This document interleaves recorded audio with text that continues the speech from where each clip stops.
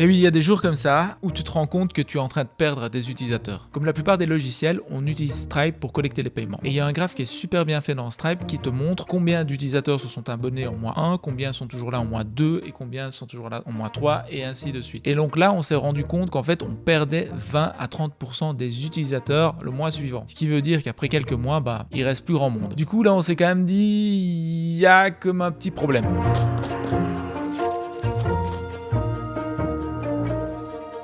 Donc, petit rappel pour ceux qui ont manqué la vidéo précédente, Airplan est un logiciel qui aide les architectes à réaliser leur permis d'urbanisme plus rapidement. Dans la vidéo précédente, je partageais comment on a validé le marché et comment on a réalisé les premières ventes. Si on reprend le framework AARRR,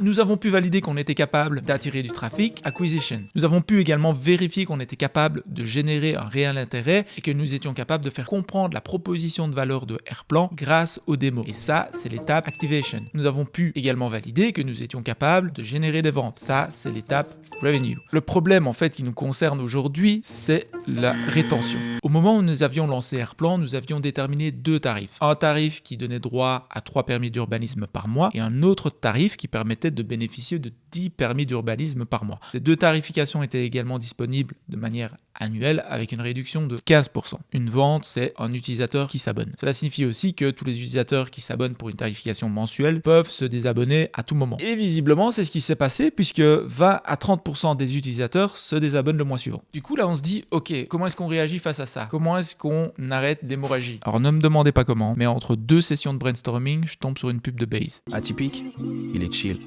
Par exemple, aujourd'hui, il avait un truc super important à faire. Mais bon là, il a juste pas envie. Il le fera plus tard. Pour ses datas, c'est pareil. Chez Base, et seulement chez Base, avec Data Jump, ces datas restants sont reportés au mois suivant. Ces datas restants seront reportés au mois suivant. Bah oui, en fait, si on y réfléchit 2 secondes, les abonnements qu'Airplan propose ne permettent pas d'utiliser les crédits qui n'auraient pas été utilisés le mois précédent. Et du coup, frustrant pour un utilisateur de se dire qu'il n'a pas pleinement profité de son abonnement. Et du coup, il pourrait se dire, je vais regrouper mes permis d'urbanisme un tel mois et le mois suivant, je vais me désabonner. C'est pourquoi on s'est dit qu'on allait ajouter cette nouvelle condition inspirée de cette session de brainstorming où on indique que les permis d'urbanisme non utilisés sont reportés au mois suivant. Évidemment, cette condition est uniquement valable pour tous les abonnements qui restent actifs. Pas folle la guêpe non plus, faut pas déconner. Pour comprendre l'impact de cette mise à jour, on a mesuré une chose, ça s'appelle le churn rate. En français, c'est le taux de désabonnement. Le taux de désabonnement, c'est une mesure qu'on peut retrouver dans Stripe. Donc, qu'en est-il des résultats? À vrai dire, ce fut une surprise pour nous puisque l'impact fut immédiat. En effet, on a pu noter que le churn rate passait de 30 à 5%. Donc, une diminution énorme du taux de désabonnement, qui est plutôt une bonne nouvelle. Donc ça, c'est une expérience ultra positive. Un bon réflexe à avoir, c'est toujours de contrebalancer une étude quanti avec une étude quali. Donc une étude quanti comme celle-ci qui est plus sur le volume avec quelque chose qui rentre plus en profondeur, qui va plus chercher du détail. Du coup, pour avoir quelque chose de plus quali, on a parlé avec nos utilisateurs. Et là, nouvelle surprise, malgré la mise à jour, on s'est rendu compte que tout n'était pas si rose. Et je vais vous lire les retours qu'on a reçus. Je compte continuer à utiliser Airplan mais opterai pour une nouvelle formule tarifaire lorsque nécessaire. Une utilisation ponctuelle au permis semble mieux convenir à mon usage. Préfère tarif par projet vu le nombre peu élevé de dossiers par an en Wallonie. Je n'ai pas de dossier de permis à déposer lors du prochain mois.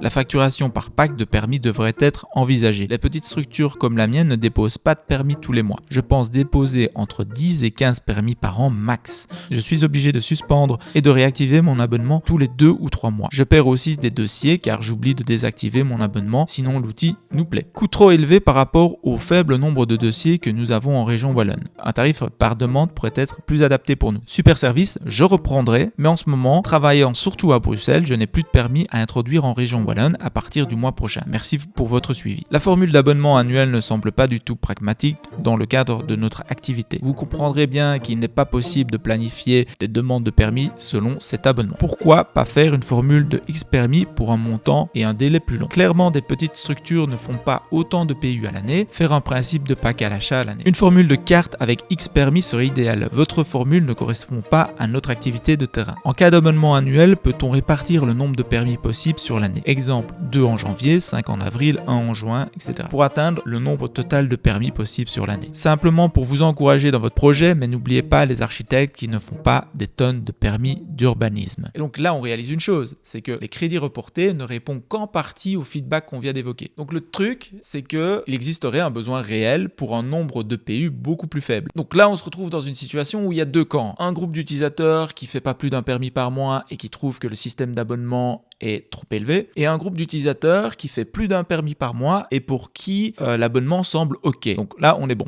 Du coup, on s'est dit qu'on allait proposer un tarif à l'unité. Mais qu'en est-il de nos abonnements? Nous, on aime bien les abonnements. Alors, nouvelle session de brainstorming, et là, je tombe sur ça. Même du bout des doigts, tu peux faire sourire n'importe qui.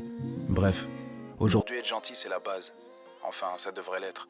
Et les appels et SMS illimités et data jump sur tous les abonnements, ça aussi c'est la base. L'illimité. À côté du tarif à unité, proposer un abonnement illimité. On répond ainsi au feedback, on répond aux utilisateurs qui souhaitent un achat à unité, on simplifie l'offre en passant de 4 formules à 2 formules tarifaires, et avec l'abonnement, on satisfait encore plus les utilisateurs qui ont un usage plus intensif. Comme à chaque fois qu'on mène une expérience, on la mesure et on partage les résultats avec vous. Avant la mise en place de cette nouvelle tarification, on était avec un taux de conversion de l'ordre de 20%, et après la mise en place de cette nouvelle tarification, on avoisine un taux de conversion de 50%, ce qui est assez énorme. En conclusion, que retenir de tout ça? Eh bien, se concentrer sur nos utilisateurs actuels nous a permis d'améliorer la rétention, mais ce que j'avais moins anticipé, c'est que se concentrer sur la rétention allait avoir un impact aussi positif sur l'acquisition. Apparemment, dans le growth marketing, c'est ce qu'on appelle le product-led growth. Voilà, c'est tout pour aujourd'hui. Cordialement, bien à vous. Oui, au revoir.